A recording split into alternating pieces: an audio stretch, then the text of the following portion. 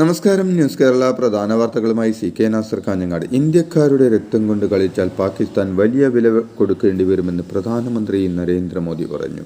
സിന്ദൂരം വെടിമരുന്ന് ആകുമ്പോൾ എന്ത് സംഭവിക്കുമെന്ന് ലോകവും രാജ്യത്തിൻ്റെ ശത്രുക്കളും ഇതിനോടകം കണ്ടുവെന്ന് പറഞ്ഞ പ്രധാനമന്ത്രി പാകിസ്ഥാനെ മുട്ടുകുത്തിച്ചതിന് ഇന്ത്യൻ സായുധ സേനയെ പ്രശംസിക്കുകയും ചെയ്തു.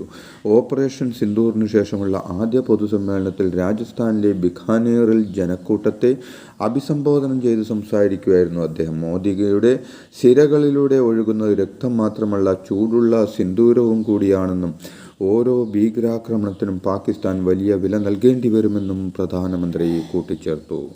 പഹൽഗാം ഭീകരാക്രമണത്തിൻ്റെയും ഓപ്പറേഷൻ സിന്ദൂറിൻ്റെയും പശ്ചാത്തലത്തിൽ പ്രധാനമന്ത്രി നരേന്ദ്രമോദിയോട് 3 ചോദ്യങ്ങളുമായി പ്രതിപക്ഷ നേതാവ് രാഹുൽ ഗാന്ധി. ഭീകരതയെക്കുറിച്ചുള്ള പാകിസ്ഥാൻ്റെ പ്രസ്താവന നിങ്ങൾ വിശ്വസിച്ചതെന്തിന്? അമേരിക്കൻ പ്രസിഡന്റ് ഡൊണാൾഡ് ട്രംപിന് മുമ്പിൽ തലകുനിച്ച് നിങ്ങൾ രാജ്യതാൽപര്യം ബലികഴിച്ചതെന്തിന്? നിങ്ങളുടെ രക്തം ക്യാമറകൾക്ക് മുന്നിൽ മാത്രം തിളയ്ക്കുന്നത് എന്തിന്? എന്നീ ചോദ്യങ്ങളാണ് രാഹുൽ ഉന്നയിച്ചത്. പൊള്ളയായ പ്രസംഗങ്ങൾ ഇനിയെങ്കിലും അവസാനിപ്പിക്കണമെന്നും രാഹുൽ ആവശ്യപ്പെട്ടു. രാജ്യത്തിൻ്റെ അഭിമാനം മോദി അപകടത്തിലാക്കിയെന്നും രാഹുൽ ഗാന്ധി അഭിപ്രായപ്പെട്ടു. ദേശീയപാത നിർമ്മാണത്തിൻ്റെ പൂർണ്ണ നിയന്ത്രണം കേന്ദ്ര സർക്കാരിനാണെന്ന് മുഖ്യമന്ത്രി പിണറായി വിജയൻ. ഇപ്പോൾ നാഷണൽ ഹൈവേ നിർമ്മാണത്തിൽ ചില പിഴവുകൾ വന്നു.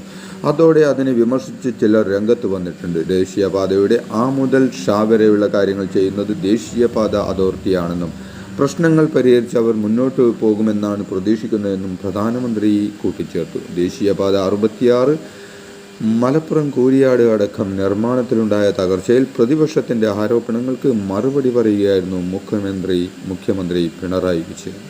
ദേശീയപാത പ്രവൃത്തിയുടെ ഉത്തരവാദിത്തം നാഷണൽ ഹൈവേ അതോറിറ്റിക്കാണെന്നും പ്രവൃത്തിയുടെ ഗുണനിലവാരം പരിശോധിക്കേണ്ട നാഷണൽ ഹൈവേ അതോറിറ്റിയാണെന്നും മന്ത്രി മുഹമ്മദ് റിയാസ് പറഞ്ഞു.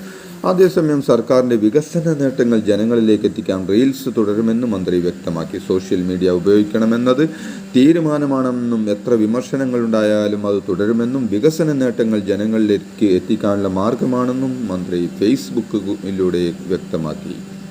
മലപ്പുറം കൂരിയാട് ദേശീയപാത നിർമ്മാണത്തിനിടെയുണ്ടായ തകർച്ചയിൽ വീഴ്ച സമ്മതിച്ച് നിർമ്മാണ കമ്പനിയായ KNRC കൂരിയാട് ദേശീയപാത ഡിസൈനിൽ പാളിച്ച വന്നെന്ന് KNRC കൺസ്ട്രക്ഷൻ അധികൃതർ സമ്മതിച്ചു. വേനൽക്കാലത്താണ് ഈ റോഡിൻ്റെ ഫൗണ്ടേഷൻ പണികൾ നടന്നതെന്നും വാൾ തകർന്നു വീണ 250 മീറ്റർ ഭാഗത്ത് ഡിസൈൻ പാളിച്ച വന്നിട്ടുണ്ടെന്നും KNRC executive director Jalandhar Reddy പറഞ്ഞു. ദേശീയപാതയിലെ നിർമ്മാണ വീഴ്ച അന്വേഷിക്കാൻ 3 അംഗ സംഘത്തെ കേരളത്തിലേക്ക് അയച്ചു കേന്ദ്രം. AIT പ്രൊഫസർ KR റാവുവിൻ്റെ നേതൃത്വത്തിലുള്ള 3 അംഗ സമിതിയെ അന്വേഷിക്കും.